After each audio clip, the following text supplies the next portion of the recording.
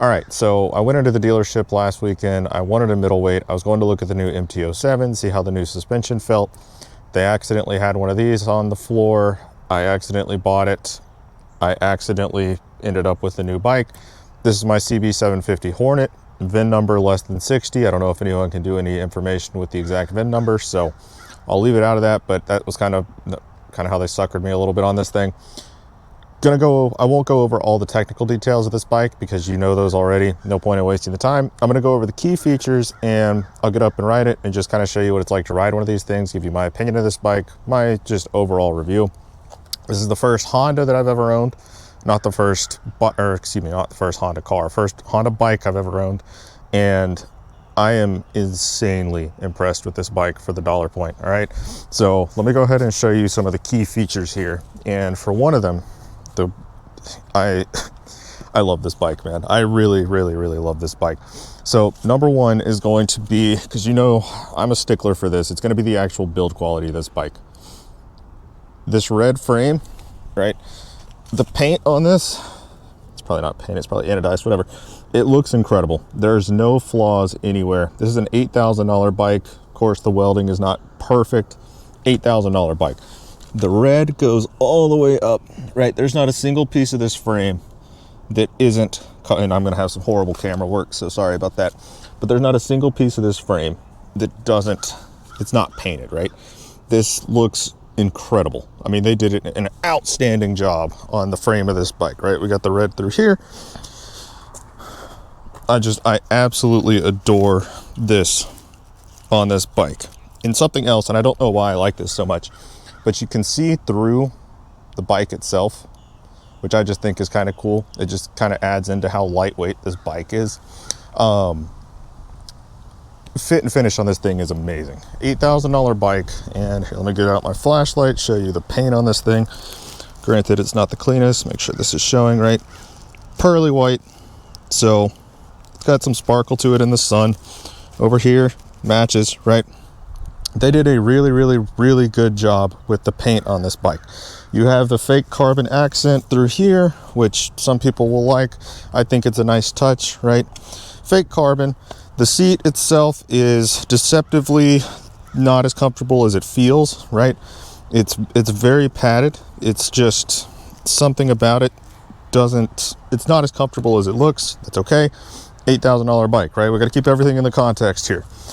Now, as far as the screen, and so some of the things that I've seen people complain about on this bike, right? Because I did not watch any reviews before I bought it. I'm one of those that buys something and then goes and watches reviews. I adore this screen. I think this is a fantastic layout. I think this is a great, I'll go over this when I really get riding this, but I feel like this is a KTM. Everything about this bike feels like a KTM in terms of the build quality for the dollar, which that's a good thing. If you ever owned KTM, that's a huge thumbs up. But you have over here, right, you go through the menu, you have gas, blah, blah, blah, right? If we want to go to settings, somewhat annoying to get to. Riding mode, right, here's where we turn off traction control. It's a very quick to flick through screen. It's not the most intuitive, but once you get it down once, it's far from the worst on just how quickly I can flick through things. Over here, we have the buttons themselves. This feels great. Everything about this is just a premium feeling bike, which is very odd to me, given $8,000. This feels like a KTM. That's really the only way I can put this into words of what this thing is. Now, how does it look? It looks like a typical nerdy Japanese naked, right? I mean, this isn't turning heads. No one's gonna come up to you and say, wow, that is the sexiest bike I've ever seen. Not happening, right? She's kind of nerdy. She's kind of goofy looking. The headlight, meh, right? But where this thing kind of gets some points is, get that straightened out. The closer you are to it, the worse she is. The farther out you go, the better she looks, right? This is one that from a distance, she looks way better than up close, just in terms of that headlight, because the way they have that black accent under it, it kind of all meshes together, right? So, all that said, who really cares? You want to know how this thing rides. So let me get on the bike and let me also show you just real quick one last thing before I get up on it, just so you can see the ergonomics of this bike. 31.3-inch seat height. It feels shorter. I mean, I have 30-inch inseam and I can stand up with both feet on the ground, no problem. Super short. The handlebars themselves are super narrow. I'll go over that while I'm riding it. You're either going to love that or you're going to hate that. The pegs themselves, so this is what it's going to look like if you're actually sitting on the bike, right? Whether you sit up close or if you sit farther back, these are going to be your two positions. Okay, these pegs are low and they're right on, if you were to put it down the middle of the bike, right, I would say that this is just a 1/4 inch back on the aggressive side rather than more of a true mid-set peg, but they're low, so it's a little off-putting. I'm not a huge set of low set pegs by any stretch of the imagination, so they're okay. They're nothing special. They're fitting to this type of bike. This is exactly what you would expect from this type of bike. It's not going to be a tall rider's favorite peg if you aren't someone who likes high pegs, but it's also not going to be a hindrance because I'm 5'7", and to me these pegs feel lower than I would expect if I was to go sit on the KTM equivalent or anything that's a more aggressive bike, right? So keep that in mind.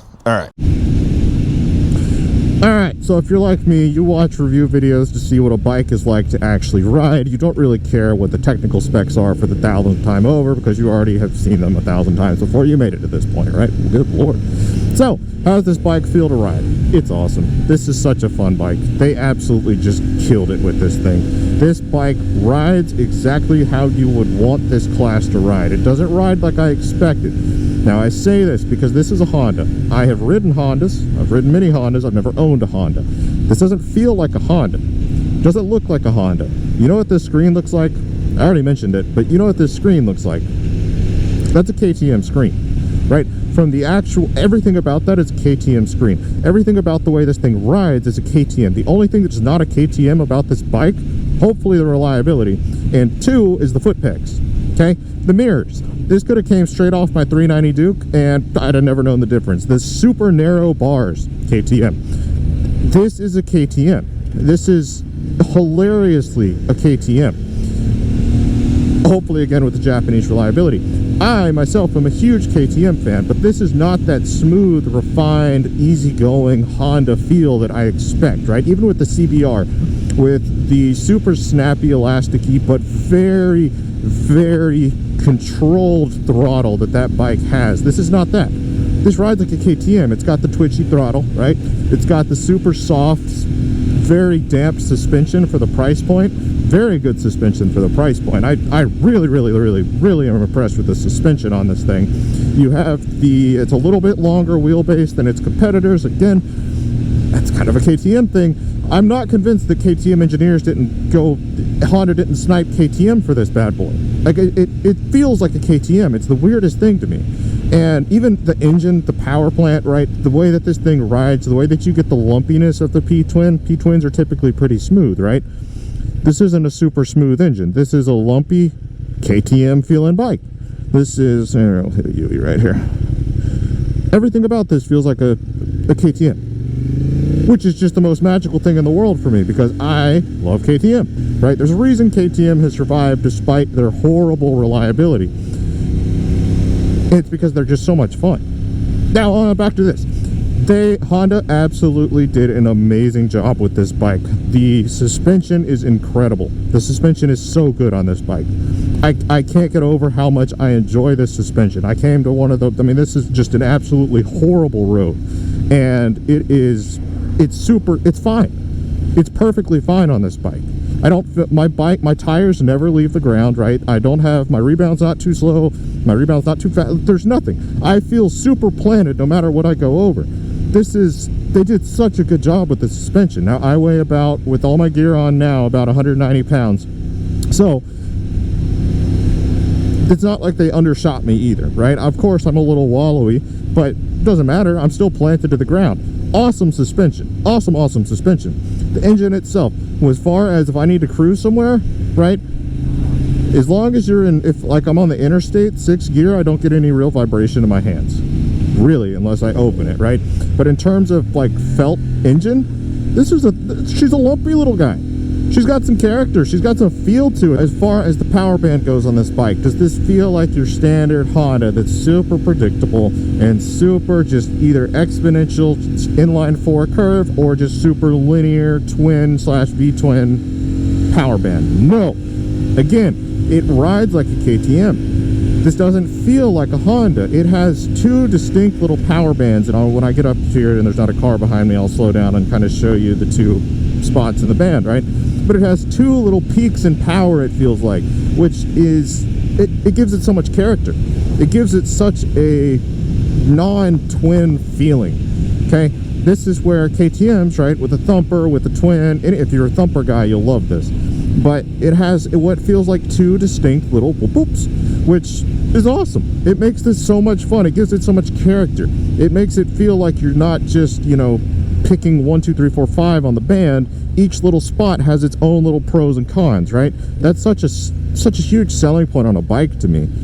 Let's see, I wonder, yeah, we'll go straight, right? So if we kick it down into 2nd, we'll go, make sure there's no one behind me. So we're down to 2nd, and we are in cruising at, let's say, 4K, and we thrack it open, right? It lifts that front wheel. From 6, doesn't lift that front wheel. From, nope, okay. We'll go straight here. From 7, right, if you thwack it open again, it starts to lift that front wheel again. This isn't a Honda. Nothing about this rides like a Honda. Nothing about this feels like a Honda. This feels like a KTM. This rides like a European bike. This is...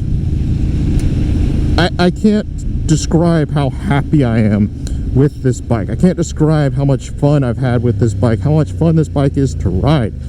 They did such a good job with it. And turn around right here. All right, that took way longer to turn around than I expected right there. Way more cars coming. But how does it feel? But I mean, they did such a good job with this bike. This is not the Honda experience that I was expecting, right? This thing doesn't get breathy towards the top. As you get closer, right, it starts to lose power around 9, but it revs to 10. For a P-twin, I mean, that's amazing. It feels great. It really does. It feels great. As far as the gearbox itself goes, how does it feel? Amazing.